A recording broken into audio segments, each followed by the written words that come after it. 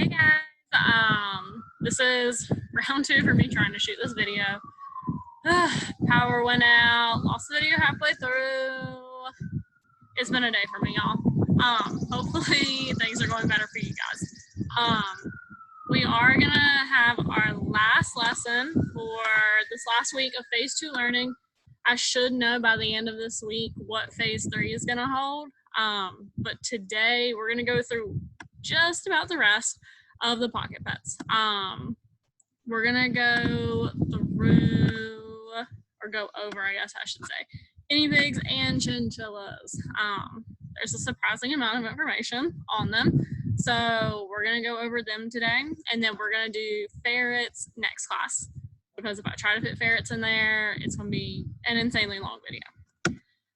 So guinea pigs, I really like guinea pigs because they make great pets. They're fun, they have great personalities, they're cute, they're a large enough size that if they get out, they're not gonna get lost. So all of these cute little noises that they make typically indicate some kind of behavior. And honestly, I'd say probably 8 out of 10 times, that's whatever sound they're making is in relation to the food. Wheezing or whistling means that they're excited. Probably gonna mean that they're about to get fed. Rumbling, I've heard the guinea pigs rumble before, and it kind of sounds like they're vibrating a little bit. And that's also when they're about to get fed. Purring is also a really common guinea pig noise. It can mean two opposite ends of the spectrum. It can mean that they're happy and they like that, or that they don't like that. It's really windy in my house, so hopefully this wind is not going to pick up as feedback. If you're rubbing a guinea pig and they're purring softly and consistently and they seem fine where they're at, then I would say that it's contentment, that they're happy to be there. If you're rubbing them and they're kind of moving all around, trying to get away from you, trying to turn around so they can see you, then I would say maybe they're not a big fan and maybe put them back in the cage. Guinea pigs have super sensitive hearing. If I ever had a you can't eat in my classroom rule, Paula would be the alarm system. Because as soon as you try to open up any kind of bag, whether it's a chip bag or a plastic bag, anytime you try to do anything, a Ziploc, anything, she hears it and she starts whistling. Guinea pigs have such sensitive hearing. They can hear so much beyond what we can hear, which is why sometimes the guinea pigs will randomly start making noise. They probably hear stuff that we're not really able to hear. So the first guinea pig we're going to go over is the Abyssian. Miss Summerfeld's 2 guinea pigs, Thor and Loki, they're brothers. They are more than likely Abyssian guinea pigs. This looks a lot like Loki. They have, I don't want to really call it a rough and wiry coat because they're still very soft. They just have longer hair. And they're known for having these things called rosettes, which are kind of like a cowlick, basically, where their coat is going one way, and then all of a sudden it just it scoops up, or it's you've got another section of hair that's growing in the opposite way, and it causes it to swirl around. The next one is the American guinea pig. This is the one that you're going to see in PetSmart and Petco and places like that. They don't have long hair. They've got short hair. It can be pretty glossy. They're soft. This is what Russell and Miss Summerfeld's guinea pig River are. Just a simple, short-haired guinea pig. And then the Peruvian. That leaves us with Paula. Paula is more than likely some kind of Peruvian guinea pig. Their hair can actually end up growing to 20 inches long, but that's very unrealistic for a guinea pig to have hair that long. But Paula, we've all noticed that Paula has long, crazy hair. So she probably does have a bit of Peruvian guinea pig in her. I say all the time that she looks kind of like a mop if she doesn't get a haircut. That's also a character trait of the Peruvian guinea pigs. And then the last one, we talked about satin mice. There's also satin guinea pigs. These are guinea pigs that look very similar to the American guinea pigs, where they have short hair, but typically that coat is going to be one solid color. And when you put them in light, they're going to have kind of this glowing, glossy effect on them. So you can tell the light is probably somewhere over here in front of the guinea pig, and it's shining on its head so that it looks a lot lighter in color. You can see that shine. Disease is affecting guinea pigs. You can easily see some kind of respiratory disease or cold in guinea pigs, or just about any pocket pet. They're very, very sensitive to their environment. They need consistent temperatures, low humidity. They don't like drafts, so keep them away from vents. Otherwise, they will get something similar to a cold and respiratory diseases, where they're going to have a runny nose, sneezing, sniffling. You may even see a little bit of ague, but if it's brought on by these problems, then the best thing you can do to prevent it is to maintain a good environment, to make sure that the animal is away from vents, the temperature is consistent, there isn't like high humidity in the house for some reason, and also increasing vitamin C for the guinea pigs. Vitamin C, even for humans, when it comes cold and flu season, we're drinking orange juice, we're taking our vitamin C gummies, we're doing everything we can to boost our immune system, because that's what vitamin C does. Vitamin C's job is to help keep us strong and keep our immune system ready to go. Guinea pigs, their bodies naturally can't synthesize or produce vitamin C, so they have to get their vitamin C from an outside source. So from their food, from what they're eating or drinking. Guinea pig food, when you buy it from the store, it's been made with this thought in mind. It's been made with the thought of guinea pigs can't produce vitamin C, so we need to make sure we give them enough vitamin C. Oranges are really good snacks because they're high in vitamin C, like any kind of citrus fruit. Peppers are also surprisingly very high in vitamin C. And I'm talking about, don't give them a jalapeno, but like just your classic green bell pepper. It's really high in vitamin C in guinea pigs like that.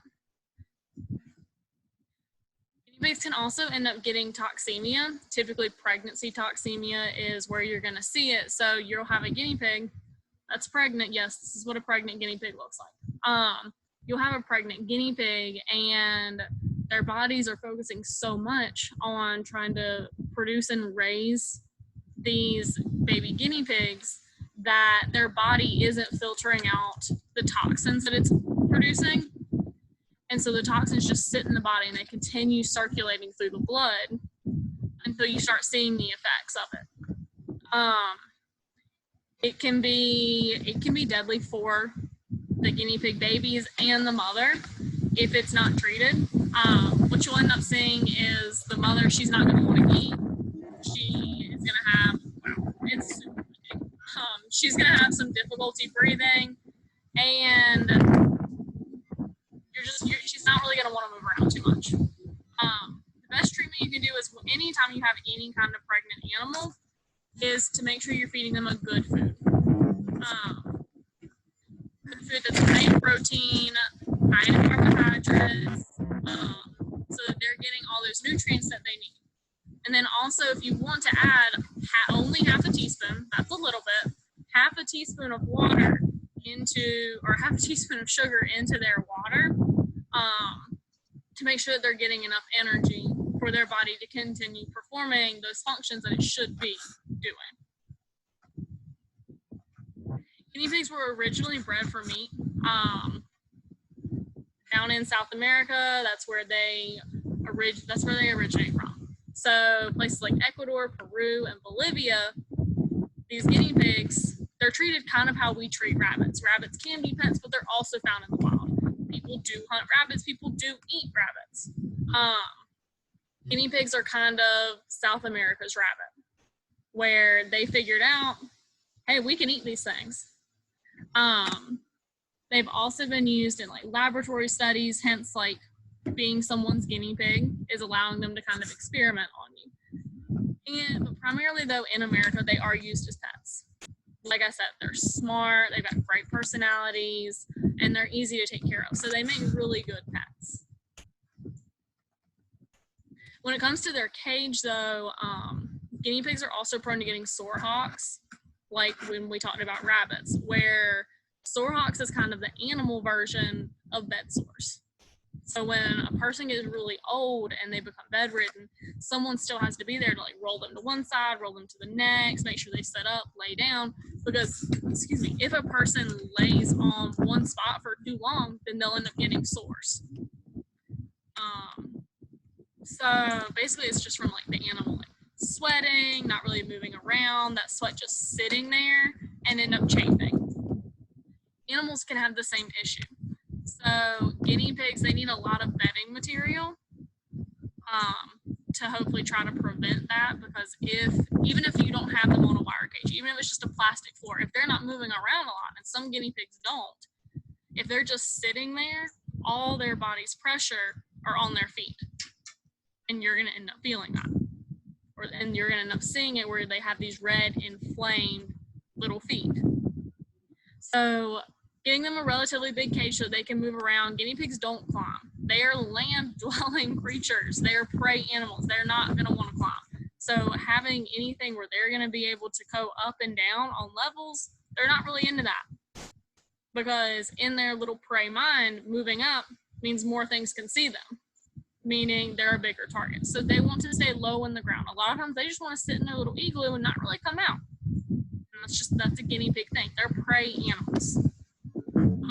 Aquariums do make really good cages for them so that they can see what's going on around them without the need to like climb up on things and make a target out of themselves.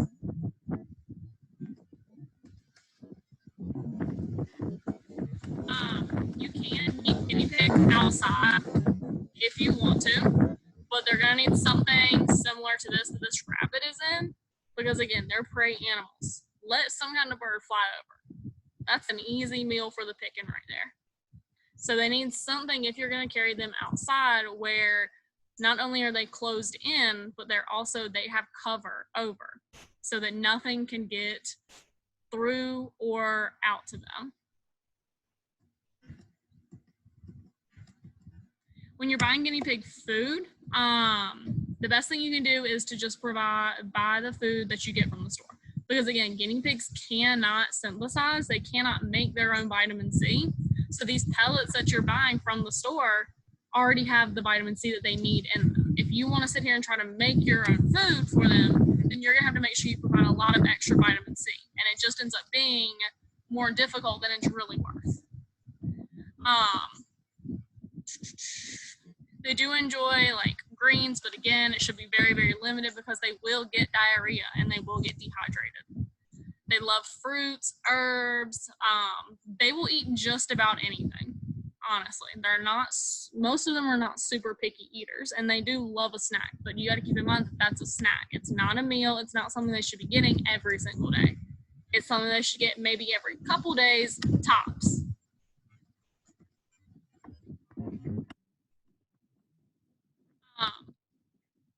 Peanuts and sunflower seeds are also a good treat, but you got to remember that those are oil seeds. You can have peanut oil, you can have sunflower oil. They are oil seeds, which means that they are very high in fat, which can lead to your animal becoming obese.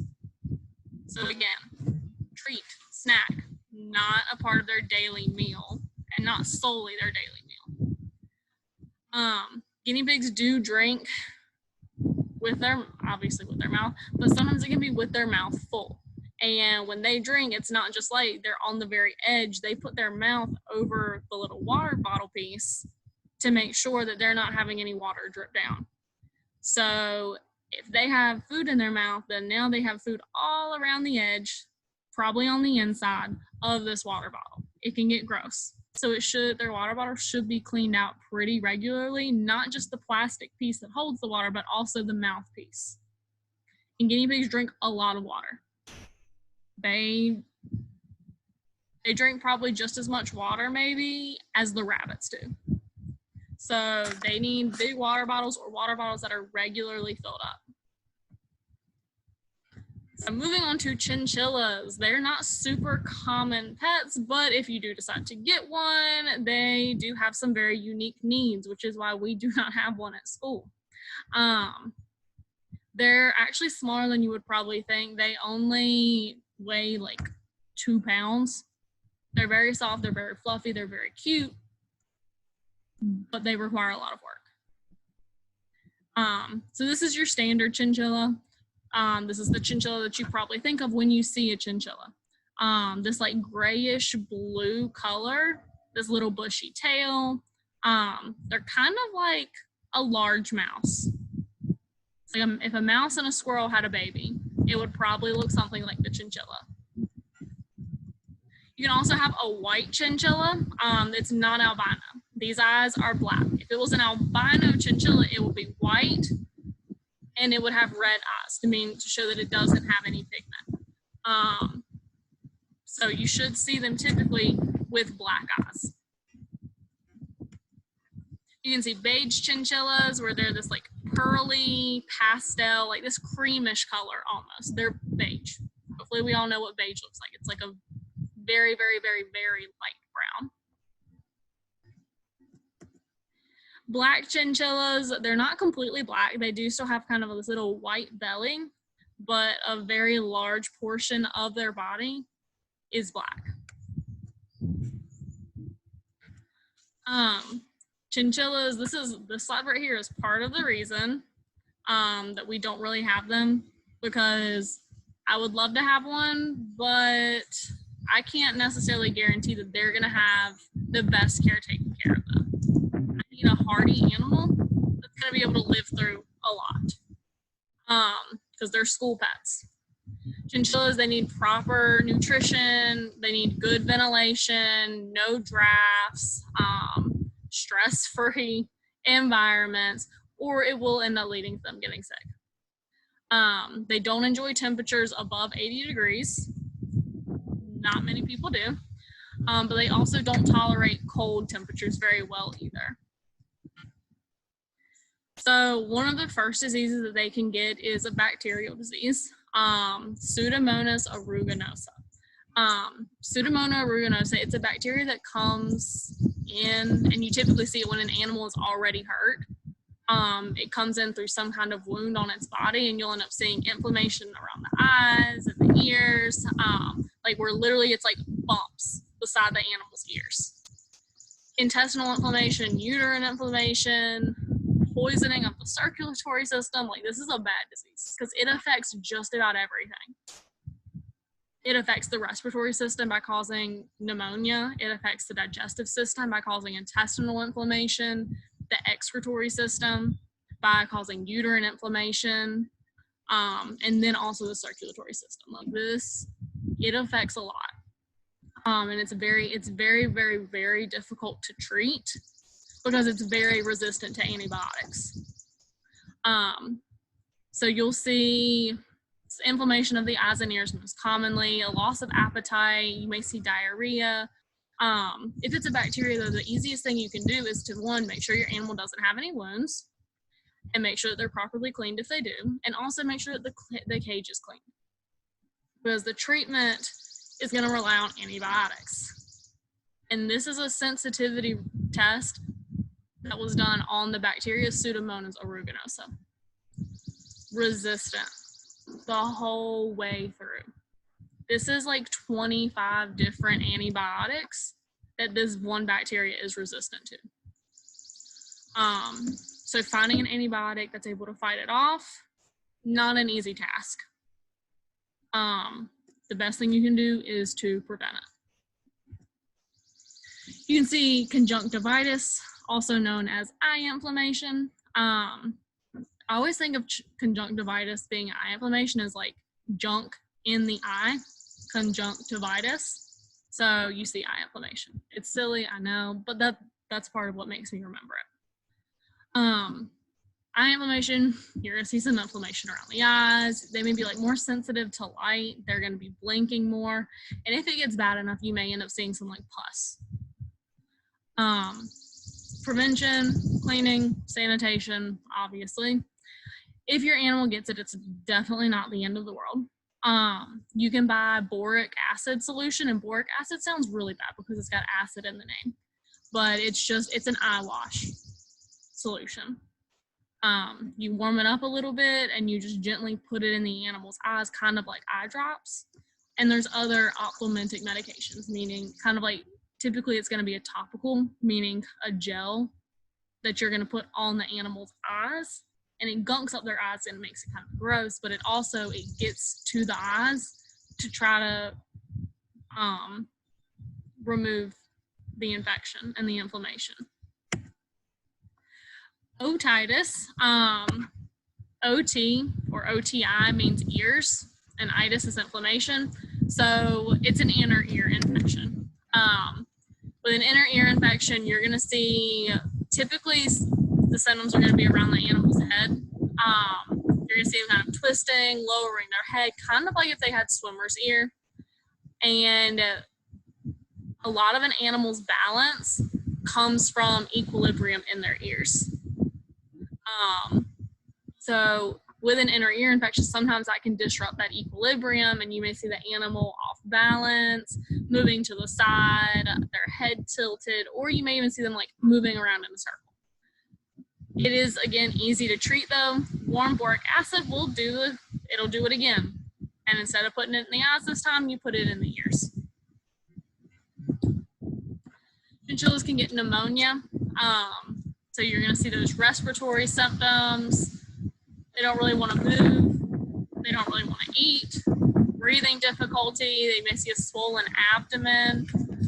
It's brought on by a poor environment, essentially. Stressful conditions, high humidity, drafts, cold. No, this isn't a disease that you really want to see your animal with, because it can be treated with antibiotics, but it is a disease that could end up killing an animal. Impaction. Impaction is essentially when an animal eats food that it's typically like a poor quality food where the animal isn't really able to digest it and absorb it. So by the time it gets to the small intestine, there isn't enough nutrients there to absorb because not all the food was broken down to the point that it needed to be. So it gunks all together and it causes an impaction, almost like a traffic jam in the animal's digestive system.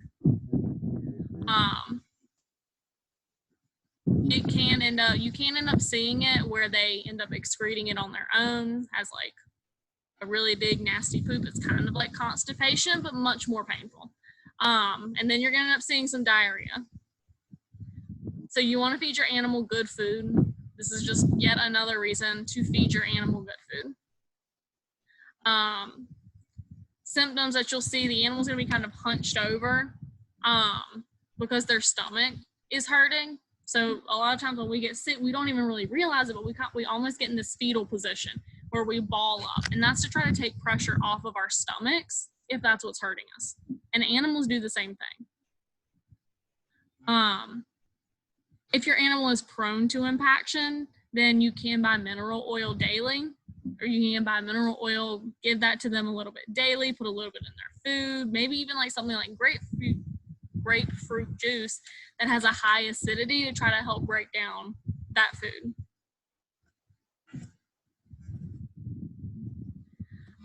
Chinchillas, they are a source of fur. They originated in South America, and when people realized how like soft they were and that you could raise them and you could wear them, they were brought up to America, up to California, to be raised and bred to become fur coats. But because they're not big, they're 1 or 2 pounds. Because they're so small, it takes well over 100 of them to make a full-length chinchilla coat. Which is part of the reason of what makes them so expensive, and also part of the reason that people are like, you should wear fake fur, because over 100 animals had to die for you to have your coat. Once people started trying to phase out people wearing chinchilla fur, then they started becoming pets. Goodness, y'all, it is so windy.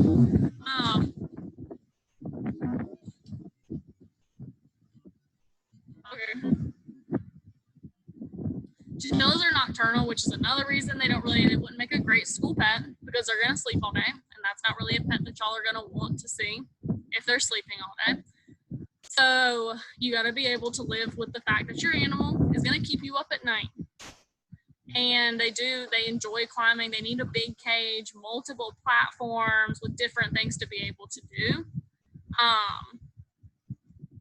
because they move around a lot. They're very active pets.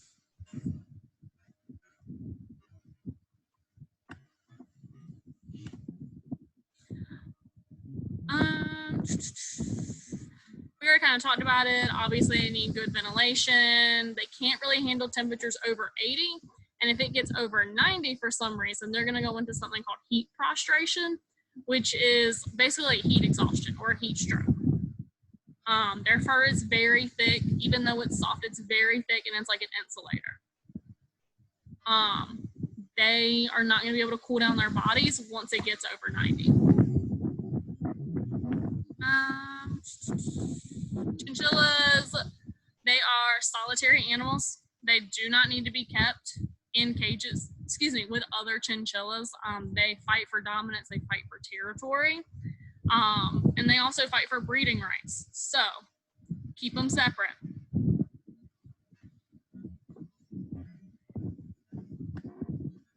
There we go. Okay. Chinchillas also need a bath twice a week. They don't get water baths. You cannot give them a water bath because what keeps their fur so soft is the oil that their fur builds up. So they take baths, and typically it's something like volcanic rock or volcanic sand. And you just put it in, they roll around in it for a couple of minutes, it soaks in, and that's it. Again, that's a lot of work for a class pet. So it's not, a chinchilla is not something that I particularly want for our program. And when you're feeding your chinchilla, they do enjoy snacks.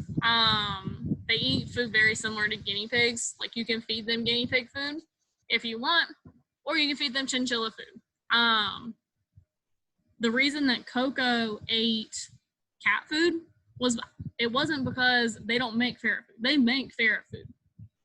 Ferret food, though, was like $15 a bag.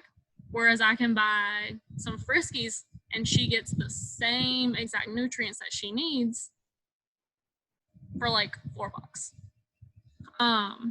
So you can buy chinchilla food, but it has essentially all the same nutrients, maybe slightly less vitamin C because guinea pigs need so much vitamin C. But that extra vitamin C, if you buy guinea pig food, isn't going to harm the chinchilla.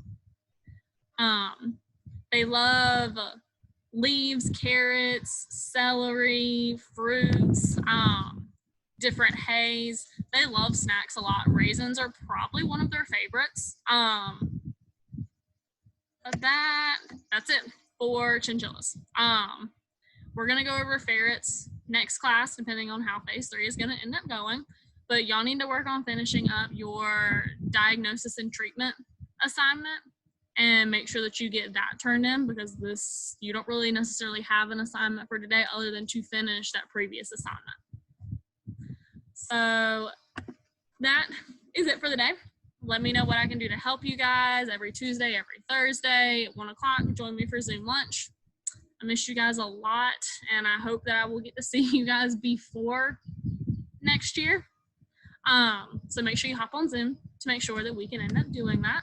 Let me know what it is I can do to help you guys, how you're staying busy. Keep up the good work, and hopefully I'll get to see you guys soon.